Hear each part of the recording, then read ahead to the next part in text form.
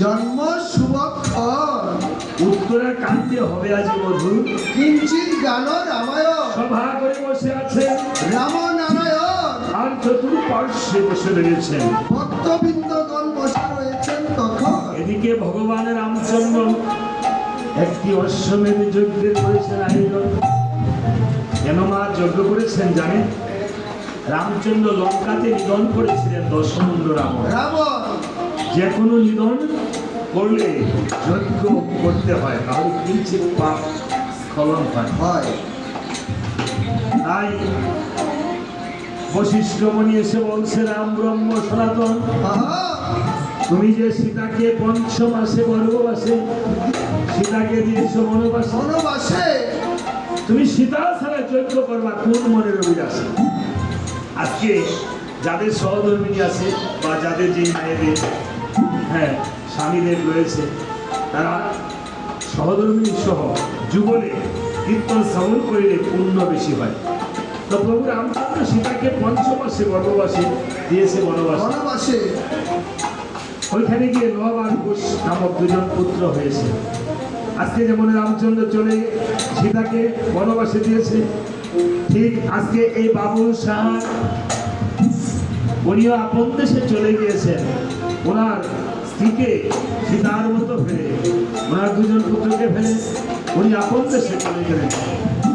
বাবুল শাহ পুত্রদেরকে আমি বলবো, কিছুক্ষণ পরে আপনারা দুটি ভাই আসবেন, এসে ঠাকুরের কাছে প্রণাম করবেন।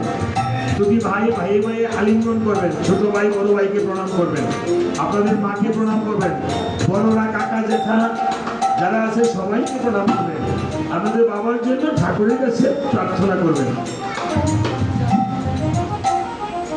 এটাই আজকে আসলে আকাঙ্ক্ষা। আমি বাবা কিছু না, আমি হলেন একটা পরিচালক মাত্র।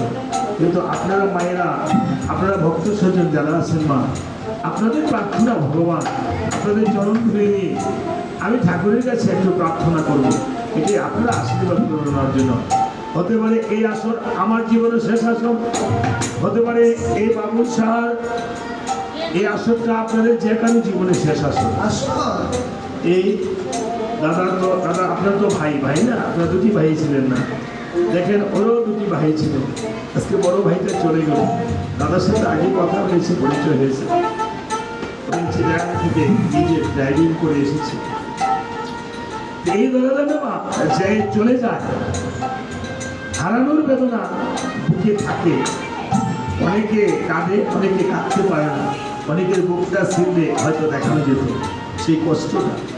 আজকে বাবাকে হারিয়ে বা উনি ভাইকে হারিয়ে যে কষ্ট পেয়েছে এটা একমাত্র ওনারাই বোঝে। যেমন কবি বলেছেন, কি যাতনা বিষে বুঝিবে সে কিসে, কবু আসি বিষের অংশী জানে। জানে আসি বিষ মানে সাপেরই বিষের যন্ত্রণা যে কি, যারা সাপে দাঁড়িয়ে দংশন না করেছে তারা কেউ বুঝতে পারে না। আপনি তো বোন না, একটা বোন ওনাদের।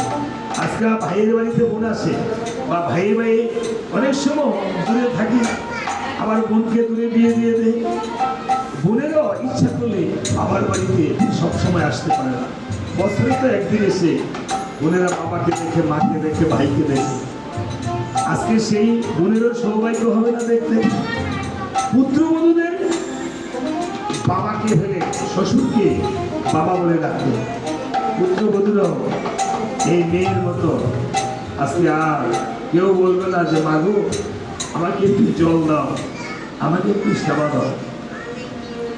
তাই রামচন্দ্রকে যখন বলেছে সীতাকে, সীতার কথা বলেছে, প্রভু রামচন্দ্র কেঁদে কেঁদে ধরাশায়ী হয়েছে সীতার জন্য। বলছে, ভাই লক্ষণ, ওরে ভাই লক্ষণ, হয়ে আমার যজ্ঞ পূর্ণ হলো না রে, আরে ও লক্ষণ ভাই, জনগণ দিদি সীতায় আমার হে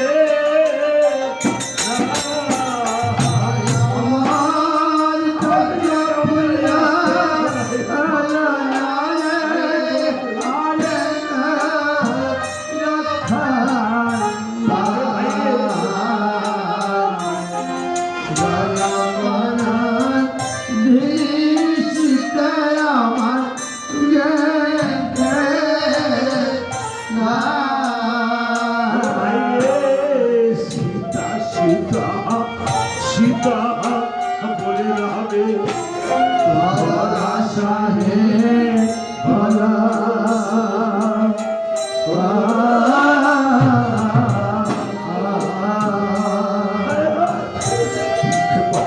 ভাই ভাই বলে লক্ষণ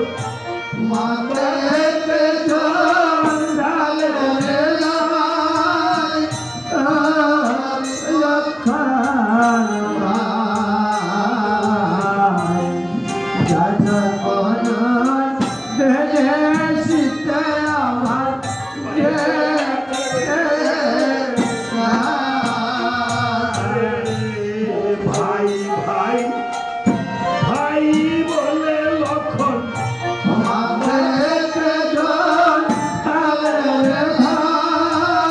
আজকে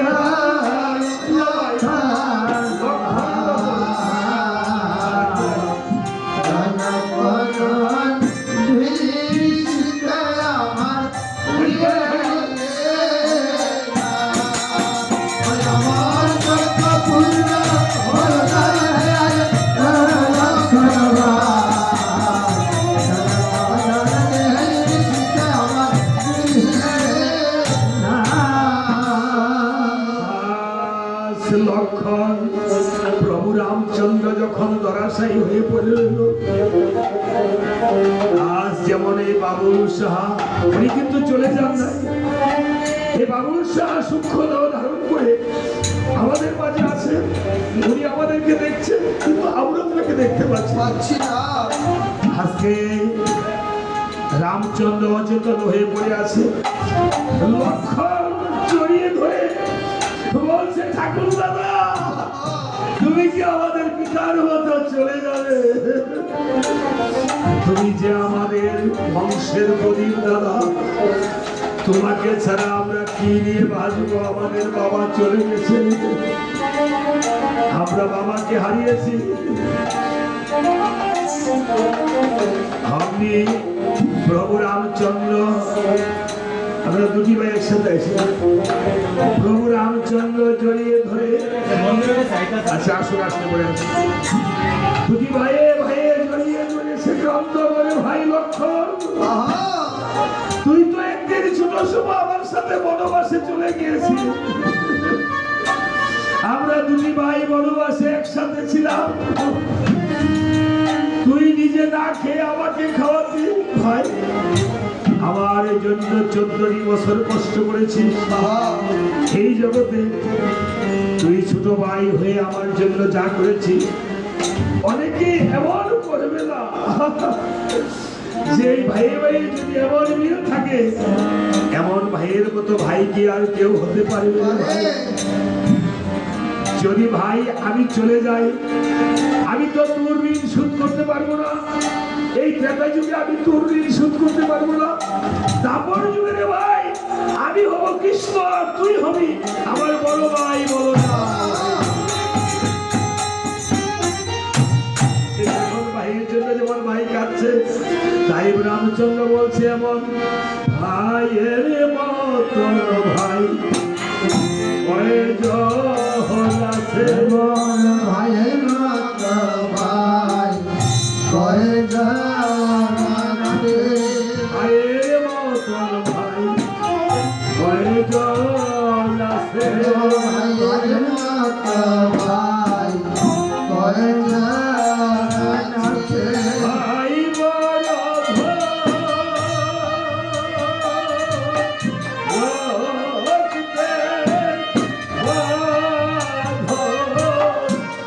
ভাইয়ের মতন ভাই কয়জন আছে? ওরে ভাই রাজা রাতে বাধা ভাইয়ের মতো ভাই কয়জন আছে? ভাইকে হারা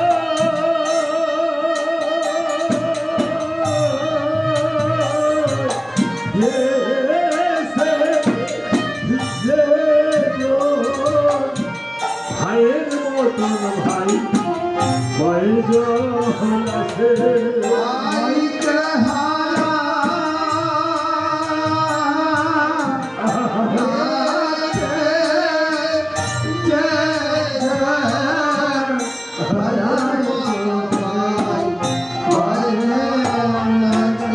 এই ধরাতে হাই নাই যাহার হারাই বুঝে ভাইয়ের নগর।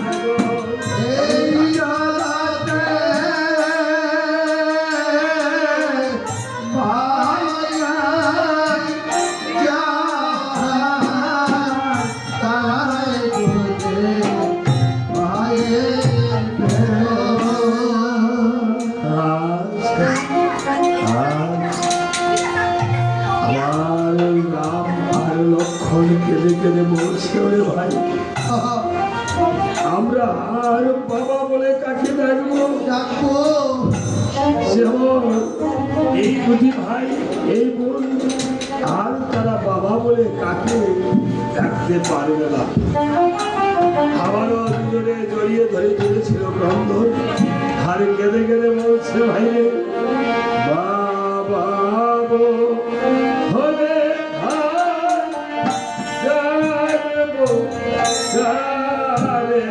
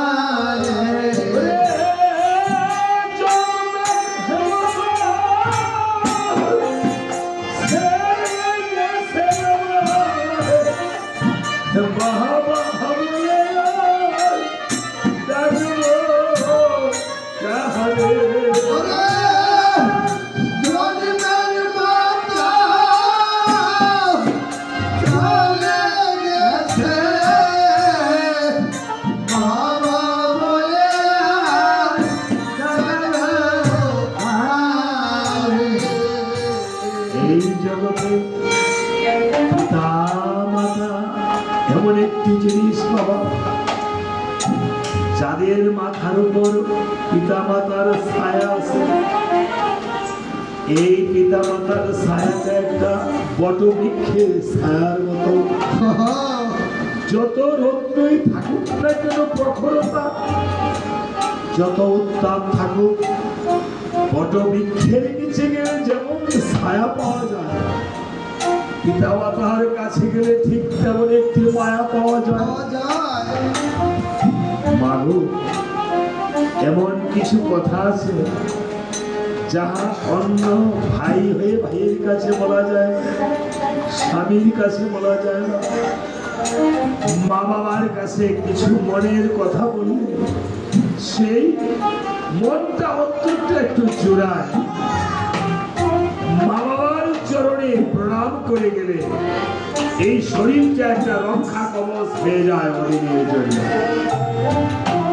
আমরা যাদের মাথার উপর থেকে এই মাতা পিতা নামক সেই ছাতাটা চলে গেছে, এই ধরদাবে সেই সাক্ষাৎ ভগবান তাহার সামনে তো নেই, একমাত্র প্রাণ গোবিন্দ হরিনারায়ণ ছাড়া এই জগতে আর তাহার কেহ নেই।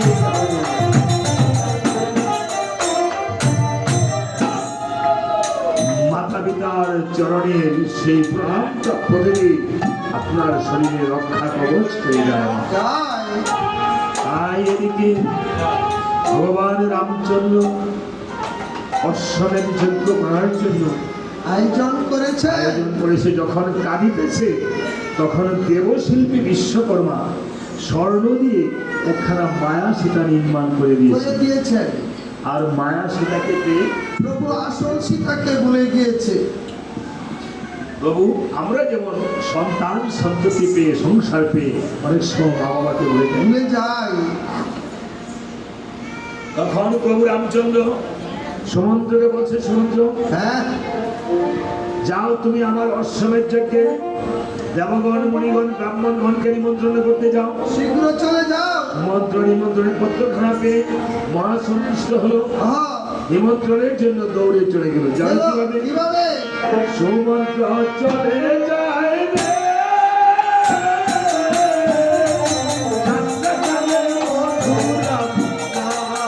সুমন্ত্র চলে যায় রে,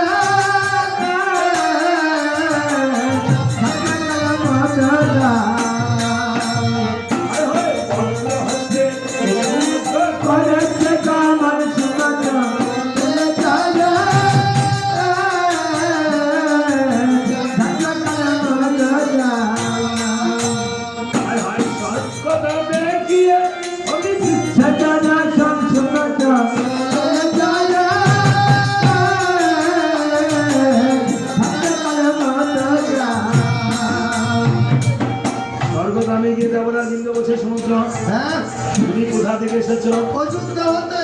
কিসের জন্য? এই পত্রখানা পাঠ করে দেখুন। পত্রখানা পাঠ করে দেখিবারে পায় রামচন্দ্রের জন্য অশ্বমেধ যজ্ঞে নিমন্ত্রণ করেছে দেখা যায়। পত্রখানা পাঠ করে মহা সন্তুষ্ট হলো, যাবে বলে বিদায় করে দিল। ওই যে কথা হবে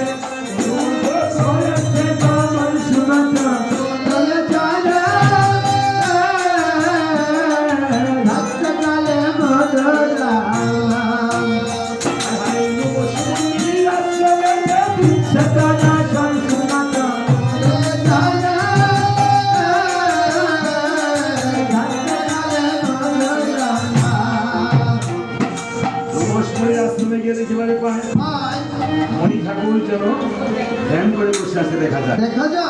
কথা হতে সুমন্ত্র করেছে গমন করে নিমন্ত্রণ নিমিষে দুর্বাসা মণির আশ্রমীকে দিচ্ছেন। দুর্বাসা মণির আশ্রমীকে দেখিবারে পায় মণি ঠাকুর যেন ধ্যান করে বসে আছে দেখা যায়। মণি ঠাকুরকে ডাকছে, এ মণি ঠাকুর।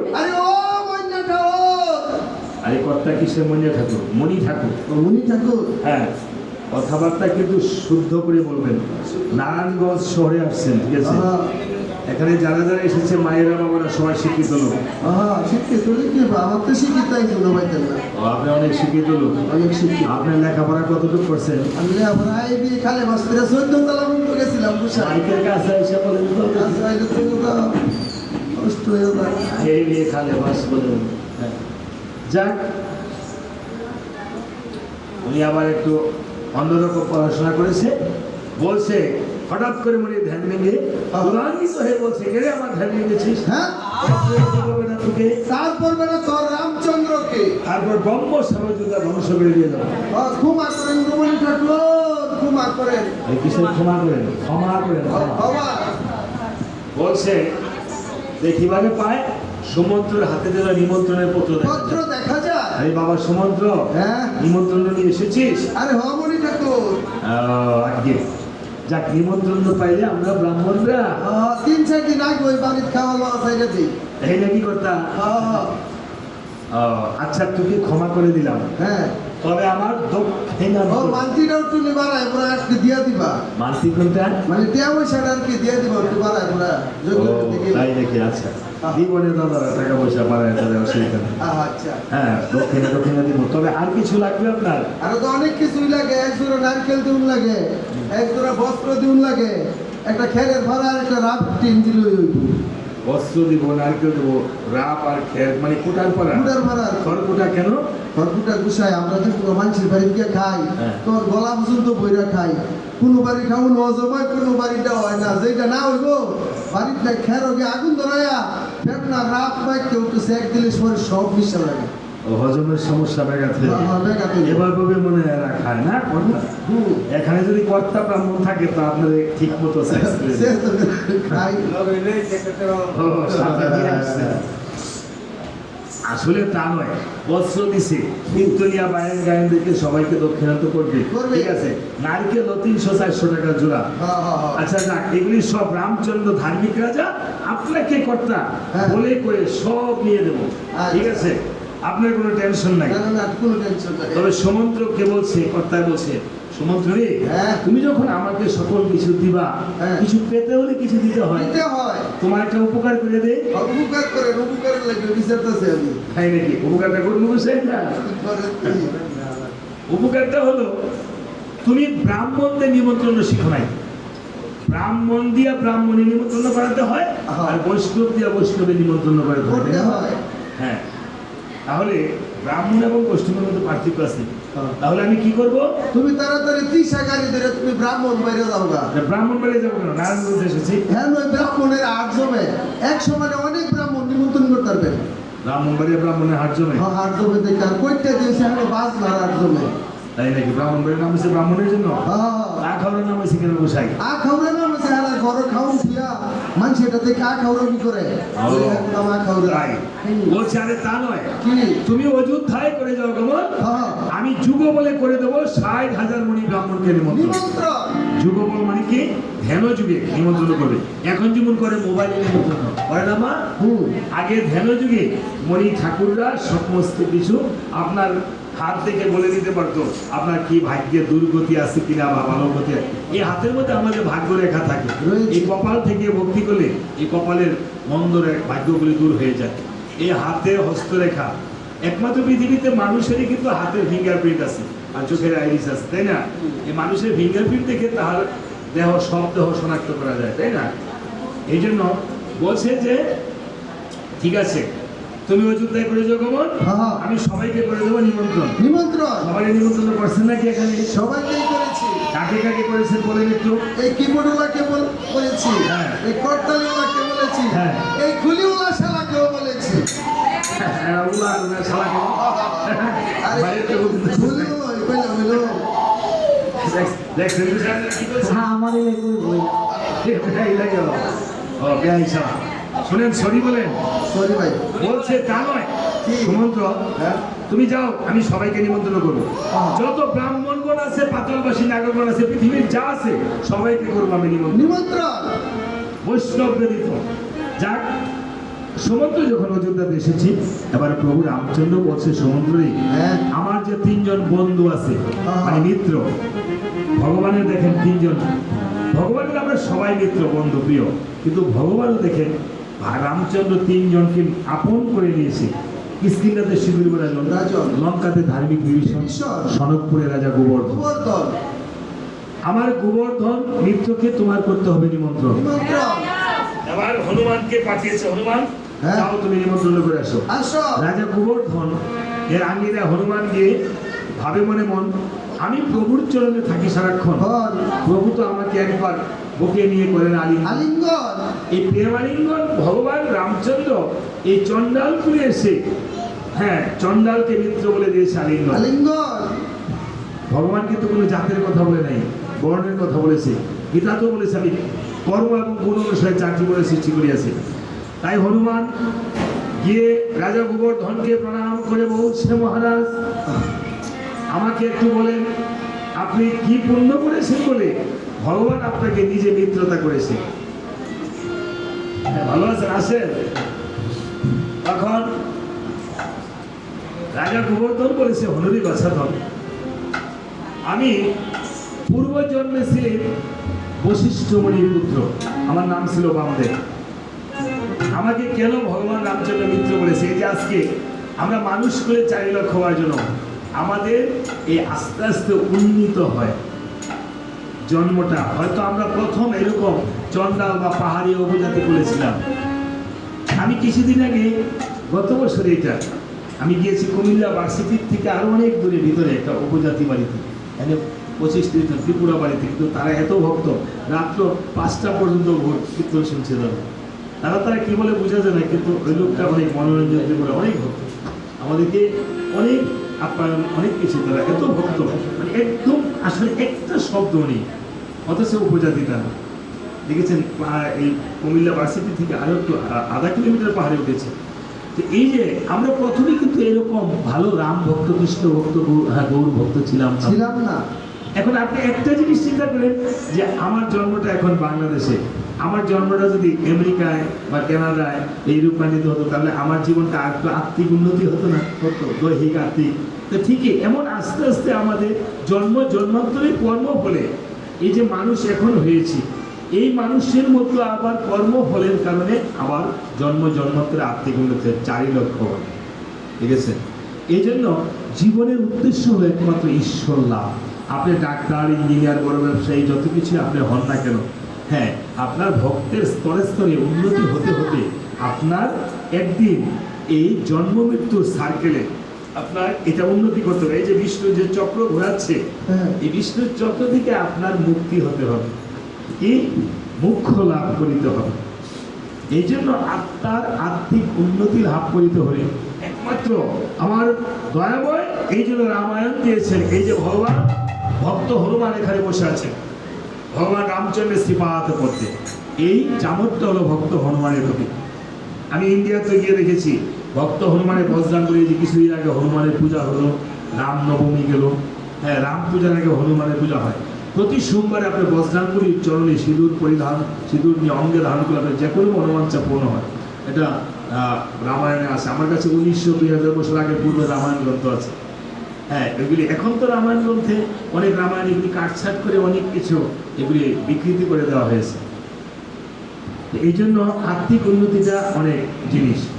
আর এই যে রাম ভক্তের চরণ পদ্ম নিলে, যে কোনো ভক্তের চরণ ধরে নিলে, এটা আপনার একটা অনেক বড় জিনিস। ভক্তের চরণ স্নেহস্পদ, ভক্তের চরণান্বিত, ভক্তে প্রেমালিঙ্গন। এই প্রেমালিঙ্গন করলে দেহের তিতাব জ্বালা দূর হয়ে যায়। তিতাব জ্বালাটা কি? চোখের জলের মাধ্যমে আপনি 1 ফোঁটা চোখের জল 1 বিন্দু পড়ছে না, এটা আপনার দেহে তিতাব জ্বালা, দেহের পাপ তাপ দূর হয়ে যাবে। আজকে থেকে ভগবানের কাছে প্রতিজ্ঞা করেন যে আমি আর আদি ভৌতিক, আদি দৈবিক, আদি আধ্যাত্মিক অপ্রকার ত্রিশক্তি যেন আমার কাছে না পাপ গুলি। হ্যাঁ, আরে দেবী সেঠি কাছে গেছে হার্টের অসুখের জন্য। দেবী সেঠি বলছে, দেবী সেঠি এখানে আমি তো আর যাই নাই, আমাকে এক লোক, যে আমার এক বন্ধু মানুষ, প্রফেসর, যেই কলেজে শিক্ষকতা করি, তো উনি তেমন একটা ধর্ম বিশ্বাস করতো না। তো হার্টের একটু প্রবলেম, দেবী সেঠির কাছে গেছে। দেবী সেঠির আঙ্গিনায়, মানে ওই আশ্রমে সারাক্ষণই রাম নাম, রামকে পূজা না দিয়ে উনি 1 গ্লাস জল গ্রহণ করেন প্রতিদিন। অন্তত সকালে ঘুম থেকে উঠে রাম নাম বাঁচতেছে। তো ওনাকে বললো আপনি প্রতিদিন রাম নাম করবেন, একটু যতক্ষণ পারেন, যেই সময় পারেন একবার করেন। আর আপনি কি করবেন? এই অর্জুন গাছকে আলিঙ্গন করবেন, অর্জুন গাছের পাউডার নেবেন, অর্জুন গাছে নিঃশ্বাস নেবেন। দেখেছেন উনি এসে ঠিকই ভালো হয়ে গেছে, বলছে আপনার তেমন প্রবলেম নেই। তো উনি সেদিন আমাকে বললো যে সঞ্জিত স্যার, ঠিক স্যার বলে রাখে, বললো যে আসলে অনেক বিশিষ্ট বড় লোক, কিন্তু বললো যে আমি আসলে ধর্ম বিশ্বাস করলাম না, তো গাছের পাউডার নিলে, গাছের আলিঙ্গন করে যদি দেহের রোগ সেরে যায়, তাহলে আমার মনে যে তিতাব জ্বালা, ভক্তির চরণ তুলে নিয়ে একবার প্রেম আলিঙ্গন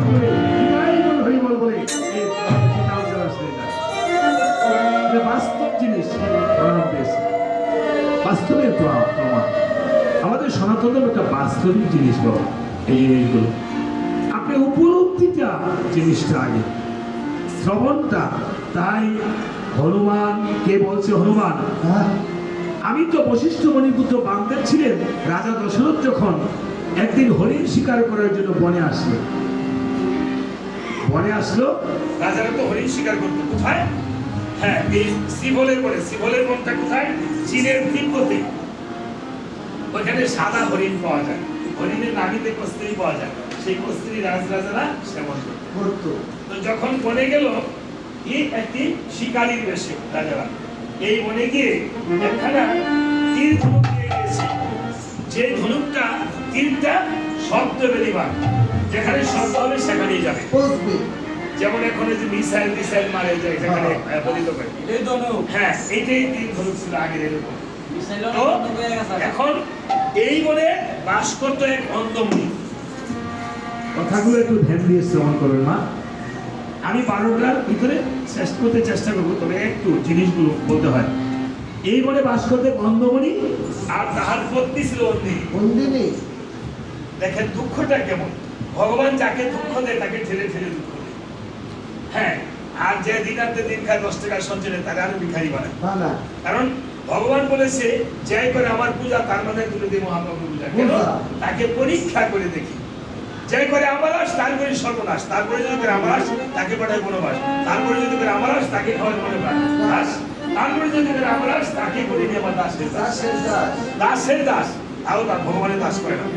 তাই এই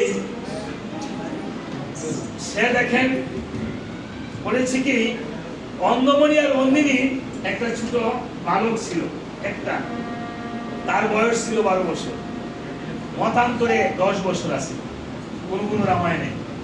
এভাবে ফেরওয়ালারা ভার বেঁধে, হ্যাঁ, গ্রামে গ্রামে বিক্রি করে না, কাজে করে তাহার অন্ধ মাতা পিতাকে এক ভারে তার অন্ধ মা, আরেক ভারে তার অন্ধ বাবাকে রেখে বনে বনে ঘুরে বেড়ান। দেখেছেন পুত্রের যে কি মহিমা, আর আমরা মা বাবাকে কেমন ভরণ পোষণ করি। পুত্র হলে সিন্ধুমণির কাছ থেকে একটু শিখে নেন, পুত্র কেমন হতে হয়, পুত্র কন্যা কিভাবে ভরণ পোষণ করতে হয়।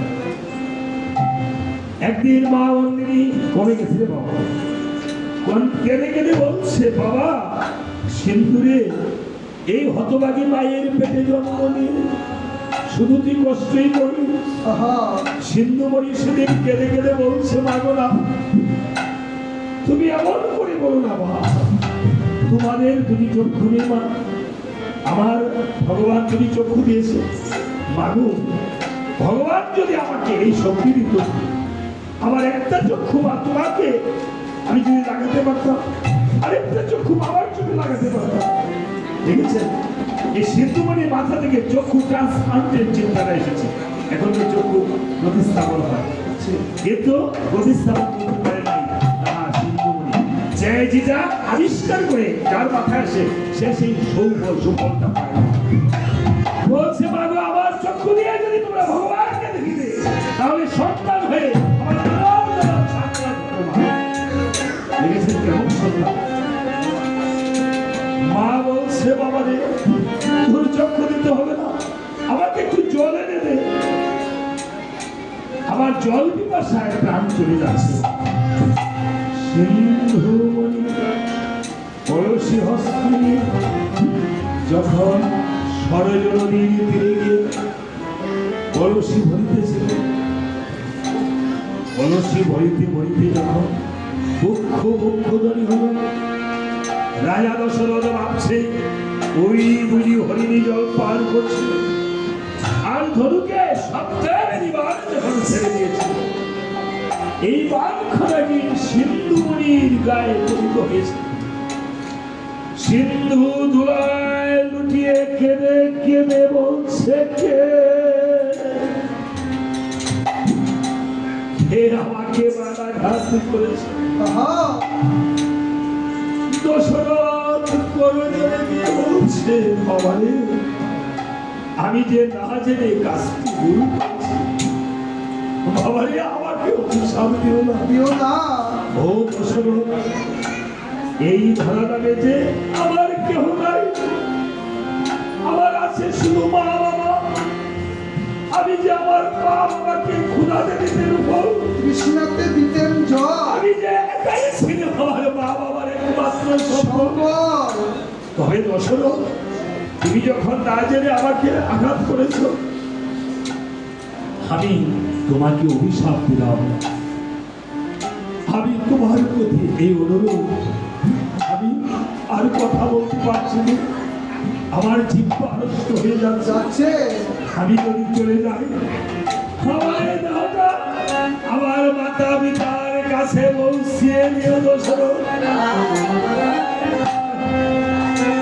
এই বলে সিন্ধু বলি করেছিল, অবহেলকালে সিন্ধু যখন নিঃশ্বাস ছেড়ে দিল,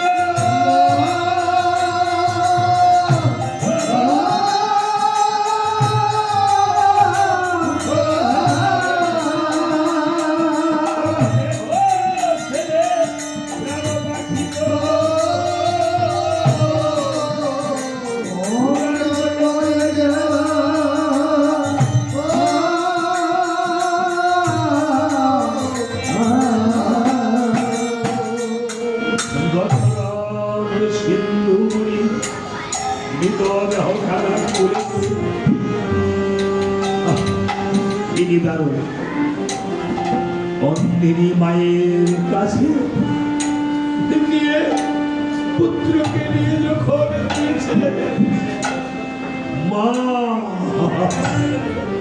মা তো আগের দিনই স্বপ্নে দেখেছিল পুত্রের, মা বাবা স্বপ্নে দেখে কিন্তু অনেকে মনে রাখতে পারে না। পুত্রের গায়ে মা অন্যিনী ধরে দেখিবারে পায়, সোনার বড় দেহ যেন লোহার মতো হয়ে গিয়েছে দেখা যায়। কেঁদে কেঁদে বলছে, বাবা রে, আপনার দুটি ভাই আছেন, বাবা রে, এই হতভাগী মাকে একা একা ফেলে কেন গেলি রে বাবা চলে? আমাকে আর কে মা বলে ডাকে? শেষবারের মতো একবার আমাকে মা বলে ডাক। দুটি ভাই একসাথে আছে, দুই ভাই একসাথে আছে, আমাকে শেষবারের মতো একবার মা বলে ডাক। এই জগতে মায়ের মতো আপনার কেহ নাই, তাই কেঁদে কেঁদে বলছে,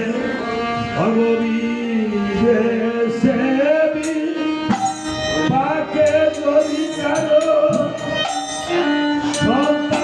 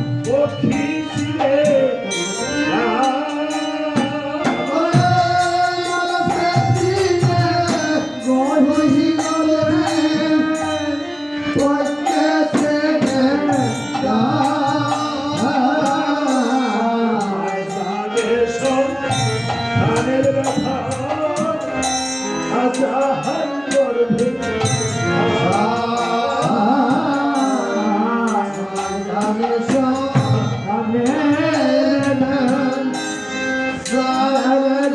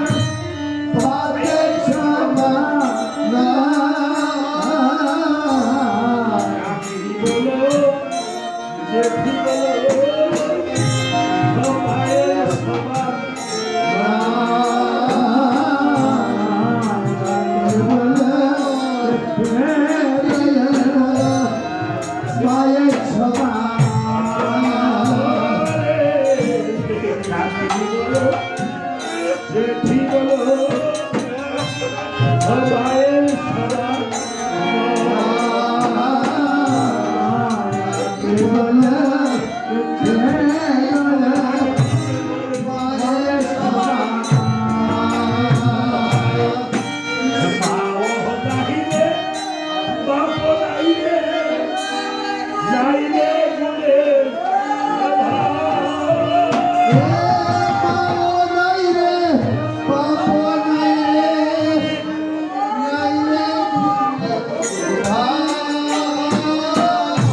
বাবা নাই রে হে বাবা নাই রে নাই রে হে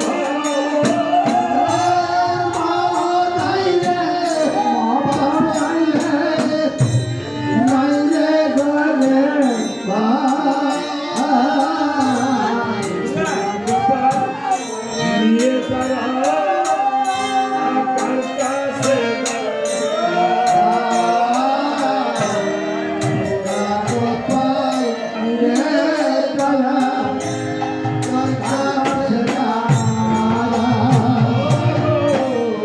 পোড়া কপাল নিয়ে তারা আর কাছে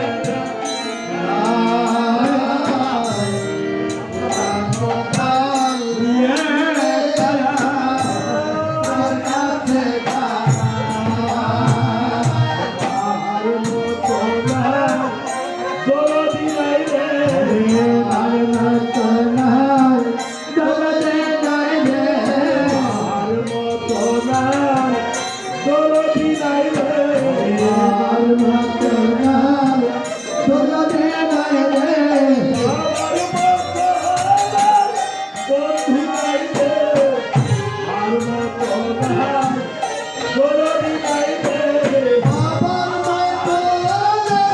বন্ধু নাই রে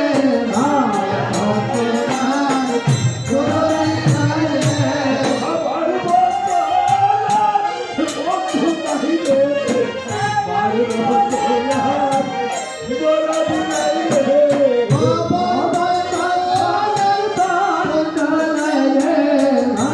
মতো নাই দরদি নাই রে ও বাবা গো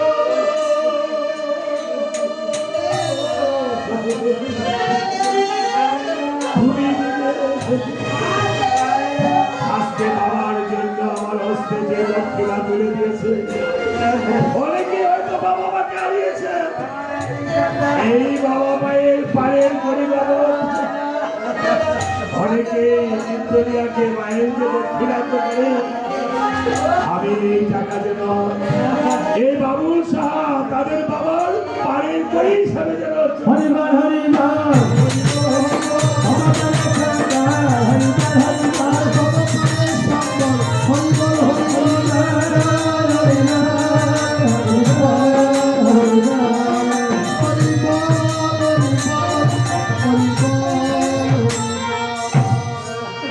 এই জগতে পিতা এই ছেলেটা আমার ভাই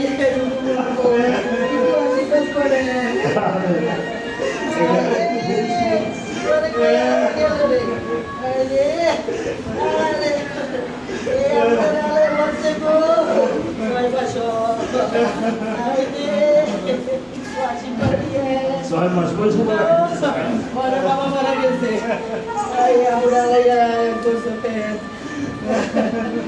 মা একটা বাচ্চারি এই ছেলেটা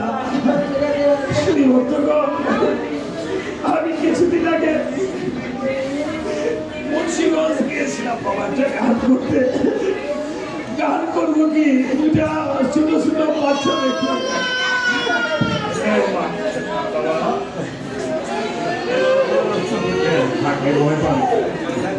আপনারা এই সন্তানটির জন্য সবাই আশীর্বাদ করবেন ঠাকুরের কাছে। তার মা যেই দেশে চলে গিয়েছে, ভগবানের কাছে প্রার্থনা করি যেন তার মা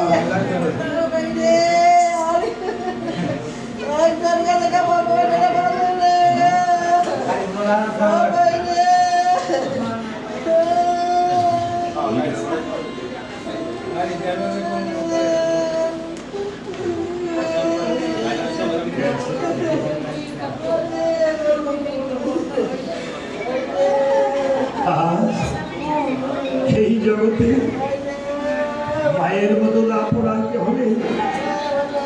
তবে এই সন্তানটি যখন বড় হয়ে যখন অন্ধরা মা মা বলে ডাকবে, যখন সে মাকে দেখতে পাবে না, তখন হয়তো তাহার হৃদয় কুসুমটা জেগে উঠবে, কাঁদবে। তাই আমি এই পরিবারের ক্ষণিকের জন্য সদস্য হয়ে ভগবানের কাছে প্রার্থনা করছি, যেন এই সন্তানটি অনেক বড় হয়, বাবার কাছ থেকে যেন তাহার সে পা হারানোর যে স্নেহটা পিতার কাছ থেকে পায়। বাবারে, আমি এই পরিবারের ক্ষণিকের জন্য সদস্য হয়ে আমি আপনাদের শ্রীপাদ মধ্যে চরণ ধরিনি ঠাকুরের কাছে এই সন্তানটির জন্য প্রার্থনা করছি। সবাই একটু তাহার জন্য আমার হস্তে যে দক্ষিণাটা তুলে দিয়েছে, আমি এই টাকাটা যেন তার মার পারের করে হিসেবে চলে যায়। সবাই তাহার মায়ের জন্য একটু প্রার্থনা করবেন, ধ্বনি করবেন। দয়াল শ্রী গুরু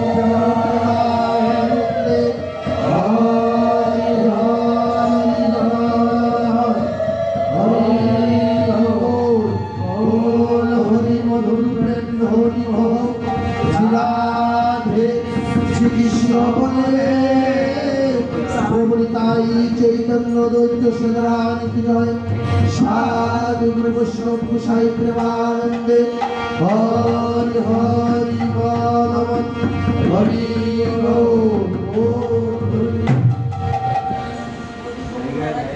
আজ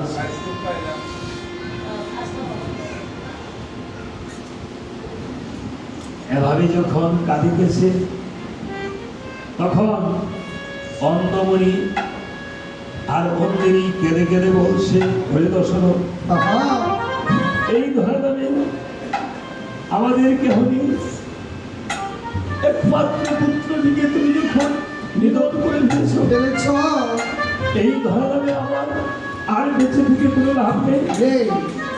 তবে জেনে রেখো, আমাদের যেমন পুত্র সুখে প্রাণ চলে যাবে, তোমার যেন একদিন পুত্র সুখে প্রাণ পাখি চলে যাবে। কে জানতো যে এই অকালে তাহার পুত্র চলে যাবে? আবার কে জানতো এই যে এই ছেলেটি অকালে তাহার কে ছেলে এই ফেলে তাহার স্ত্রী চলে যাবে? এই বাচ্চাটা কি জানতো তাহার মাটা তাহাকে ফেলে অকালে চলে যাবে? কেউ জানে না। কেঁদে কেঁদে তাই মহাজন বলেছে, আমার হস্তে তো দক্ষিণা তুলে দিয়েছে তার মায়ের জন্য, আমি কি করবো? আমি আপনাদেরকে আরেকটি নিয়ে মায়ের কীর্তন করছি। ভাগো তুমি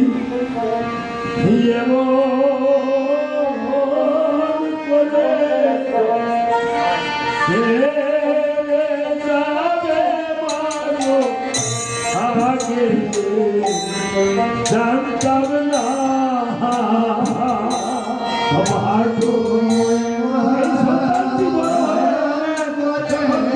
সবাই মা ডাকে, সে বলে বলে যাদের মা চলে গেছে, তুমি এমন করে যাবে মাগো, আগে জানতাম না জীবনে আমার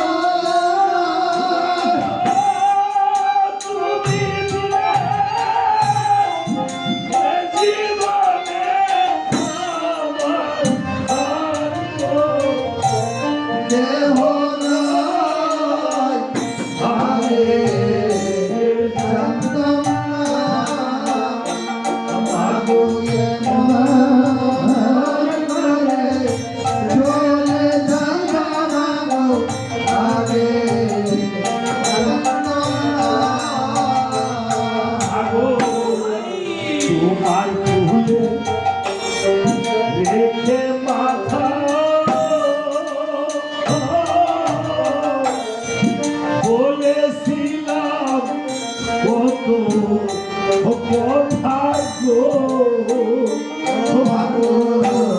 সময় মায়ের কোলে কত কথা বলেছে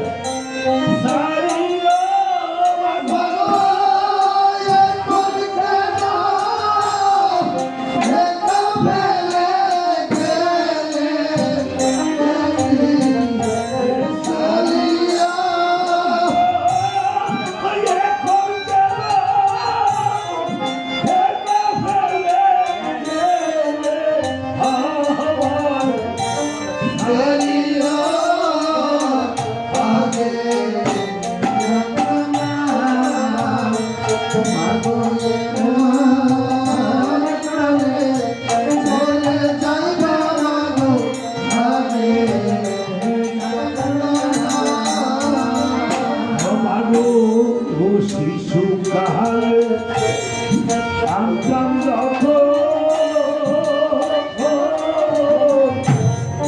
তুলে তুলে দিতে তখন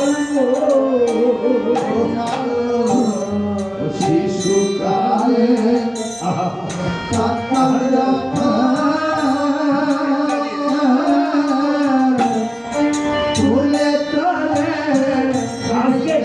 চোখে জল মুছাবে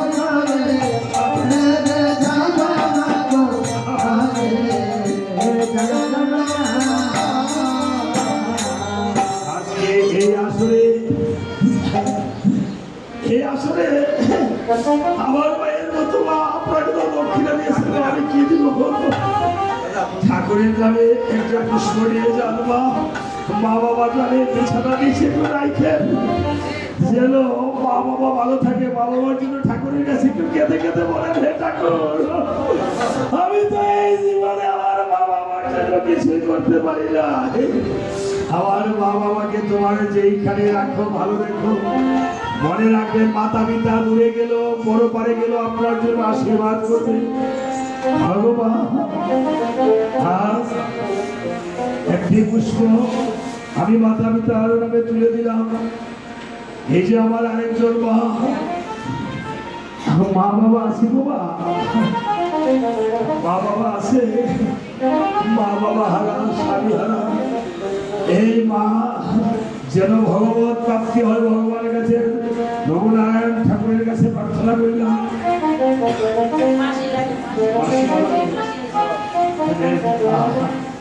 আমাকে ঠাকুরের নামে নিয়ে খালি হাতে কেউ যাবেন না, অন্তত যাবার বেলায় একটা পুষ্প হলো নিয়ে যাবেন মা। আজকে সকল মায়ের জন্য যারা পরপরে চলে গিয়েছে এবং যারা যারা যত সকল ভক্ত স্বজন এসেছে, যাদের মা ঘরে কষ্ট পাচ্ছে তাদের মাতা পিতার জন্য প্রার্থনা করে, যাদের মাতা পিতা পরপরে চলে গিয়েছে তারা মাতা পিতার জন্য ঠাকুরের কাছে একটু প্রার্থনা করে, এবং সকল ভক্তের জন্য সকল মাতা পিতার জন্য একটু আবার গুরুর কাছে আমি একটু ধ্বনি করছি। সবাই আমার সাথে একটু গুরুর ব্যায়াম ধ্বনি করেন।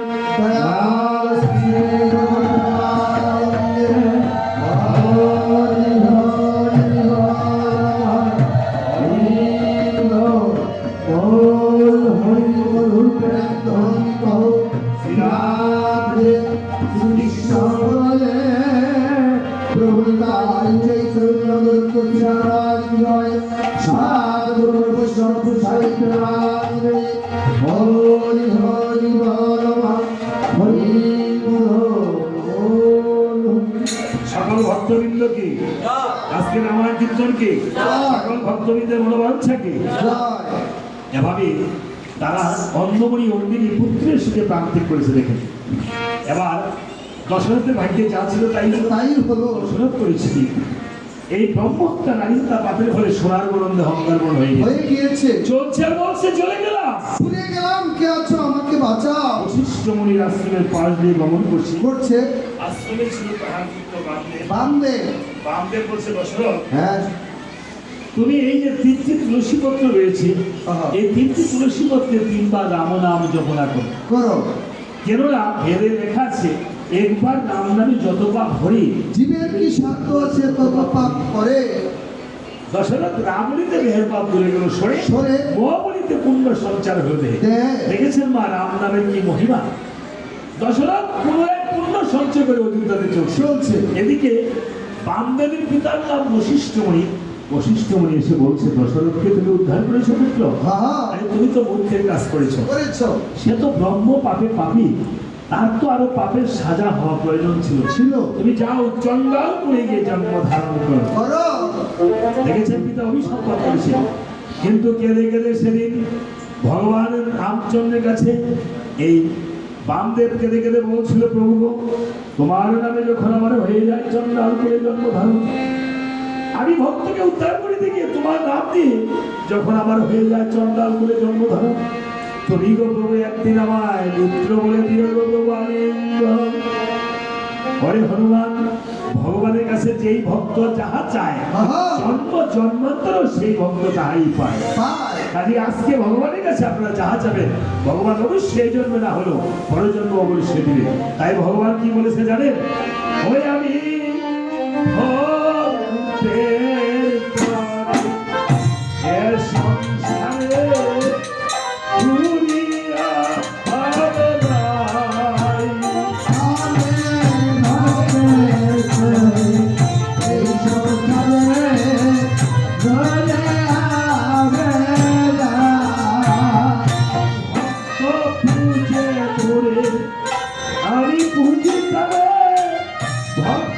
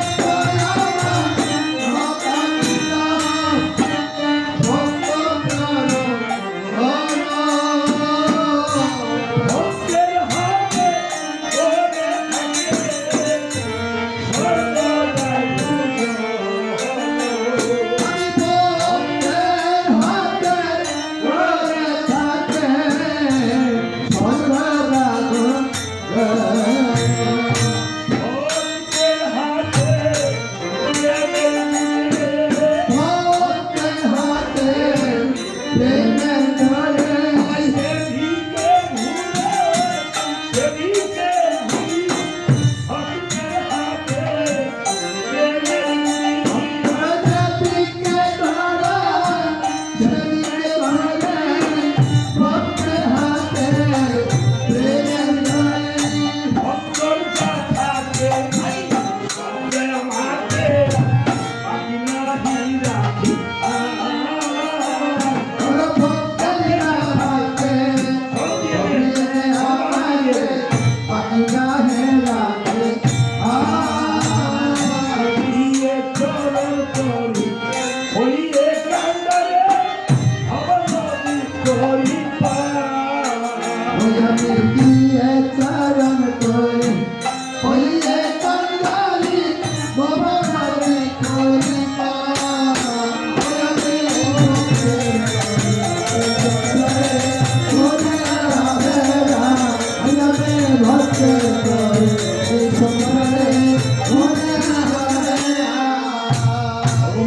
সকল ভক্তগণ আমরা সবাই ভক্তের মধ্যে একটি চরণ ভেঙে দেব যার যার মাতা পিতার পারের পরিবাবক যার যার আপনার কোন গুরুদেবের স্মরণ করে সকল ভক্তদের একটি চরণ ধরে নেব তারপর আমার পালাতে চলে যাবো ঠিক আছে এবং ধোলা মাখবো এই বৃন্দাবনে ধোলার জন্য আমরা সবাই অঙ্গে মাখি যেন হৃদয়ে পরিশুদ্ধ হয় সবাই আমায় দাও দাও ভক্তে চরণ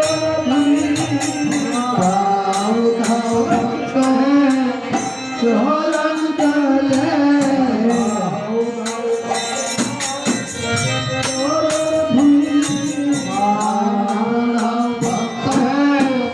চরণ তলে সরস করি দাও দাও ভক্ত চরণ আমার নিরসে সারস্বরে দাও দাও ভক্ত চরণ তলে পারের করি দাও দাও ভক্ত চরণ ধুলি আমার মাতা পিতার পারে নয়ে দাও দাও ভক্ত চরণ তলে পারের করি দাও দাও ভক্ত আমার চরণ ধুলি আমার মাতা পিতার পারে নয়ে দাও দাও ভক্ত চরণ তলে ধুলা মাখো মাখো রে ওই না ব্রজের ধুলা মাখো মাখো রে ওই না ব্রজের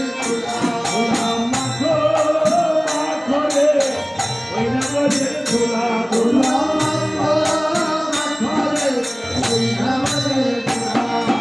ধুলা নইলে ধুলি নইলে উঠি পড়ে রেলো উঠি পড়ে রেলো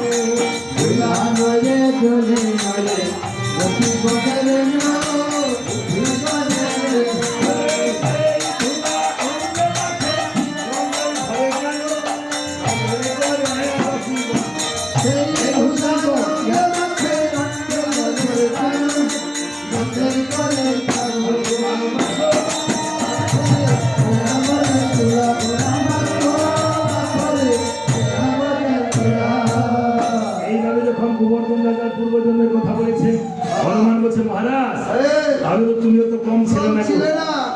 এই মহারাজ তাড়াতাড়ি কিন্তু রামসভায় চলে যাও রামসভায় মানুষ থাকতে থাকতে চলে যাও কিন্তু তখন গোবর্ধন মহারাজ বলছে ঠিক আছে হনুমান তুমি অযোধ্যায় করে যাও গমন এবার করেছিল কেমন পরদিন হতে দেবগণ মণিগণ ব্রাহ্মণগণ পাতালবাসী নাগগণ সবাই অযোধ্যাতে এসে করেছে আগমন আগমন ৬০,০০০ মণি ব্রাহ্মণগণ সবাই এসে করেছে আগমন এবার ছেলে দুটাকে বলেন আসতে হ্যাঁ বাবুর সাহেব এবার লক্ষণ ভরত কে করেছে ভোজন ক্রিয়ার সমাপন সমাপন। শত্রুঘ্ন দিয়েছিল বসার আসন আসর লক্ষণ এবার এক জোড়া বরণ হস্তে নিয়ে মণিগণের সম্মুখে দাঁড়িয়ে বলতেছে মণিগণ হ্যাঁ আপনারা আসেন এই বস্ত্রটা দান করবেন ছেলে বড় ছেলে দুই ভাই আসেন মণিগণের সম্মুখে দাঁড়িয়ে বলছে মণিগণ হ্যাঁ আপনাদের মধ্যে কে জ্যেষ্ঠ কে কনিষ্ঠ কাকে আমি অগ্রে করবো বস্ত্রদান আমি কাকে অগ্রে বস্ত্র দান করিব হ্যাঁ লক্ষণ যখন এই কথা বলেছে মণিগঞ্জ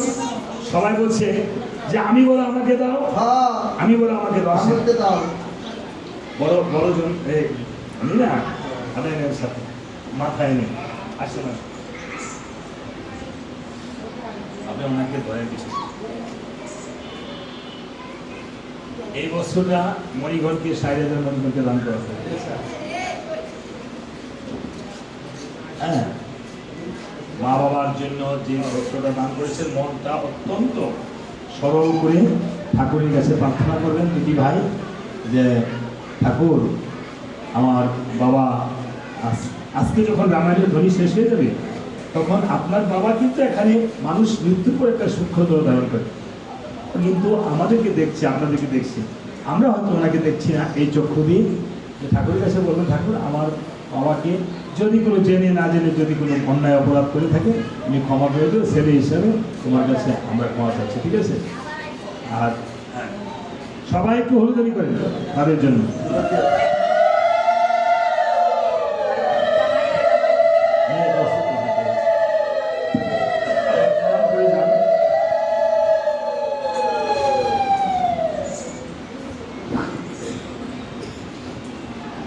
আজ এই যে বস্ত্রটা দান করেছে আপনি গিয়ে আপনার বাবার নামে একটু নিয়ে যান, এক মিনিট এই চামচটা সবার মাথায় একটু শোয়াবেন, ঠিক আছে?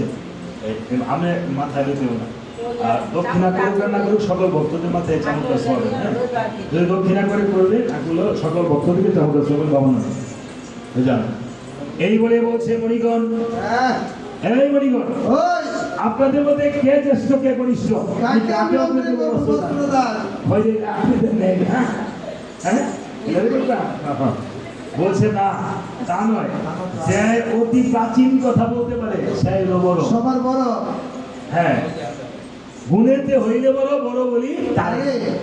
তখন বলছে দেখো আমাদের কেউ ছোট নয় কেউ বড় নয়, আমরা সবাই সমান এক সমান। সমানে সবাইকে যদি বস্ত্র দান করতে পারো তাহলে বস্ত্র দান করবো। গ্রহণ করব। এই ৬০,০০০ মণিকে এক সমানে বস্ত্র দান করতে হবে।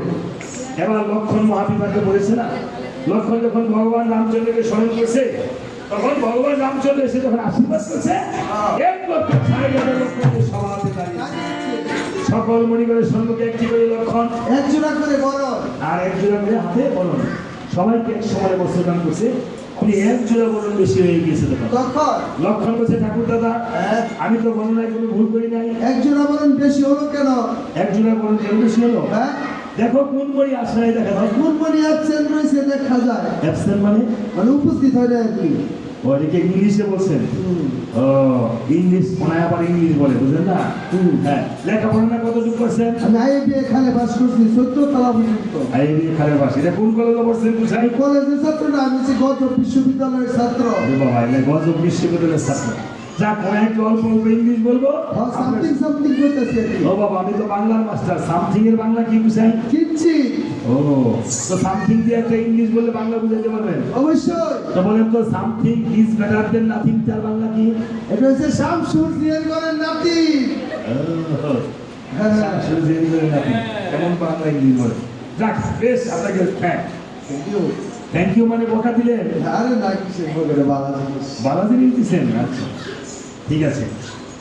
এই বলে তখন দৃষ্টি করে চাই সবাতে বাল্মীকি মণি যেন আসলে দেখা যায়। দেখা যায়। এই সুমন্ত্র হ্যাঁ। তুমি কি বাল্মীকি মণিকে নিমন্ত্রণ করনি? আরে নিমন্ত্রণের বার তো আরেকজনের রাত দিয়েছিলাম, বলে কেন যে উনি আসলো না। দেখো তো তুমি কাজটা করছো কি? দেখছে বেচাপুর ড্রাইভারের জন্য করে ছেলেছে তুমি কাজটা ছেলেছো। হ্যাঁ বাল্মীকি মণি যদি সভাতে না আসা রাম সভা পূর্ণ হবে না হবে না। যাও তুমি বাল্মীকি মণিকে নিমন্ত্রণ করে আসো। সমুদ্র ভাবে মনে মনে রাম নাম দিয়ে বাল্মীকি মণিকে নিমন্ত্রণ করলাম, রাম নামে দোহাই দিয়া আসলো না। রাম নামে কি দুর্বল হয়ে যেতেছে গা। আপনার কি পাওয়ার করবে গেল? হ্যাঁ? যাক এবার তাহলে আমি সীতা নাম দিয়ে যাব। হ্যাঁ। কি জানকী নাম? সীতার অপর নাম জানকী মা? কি সীতার অপর নাম জানকী? জানকী। সীতার অপর নাম কি? জানকী। এবার জানকী নাম দিয়ে যাবে, ঠিক আছে? জানকী বল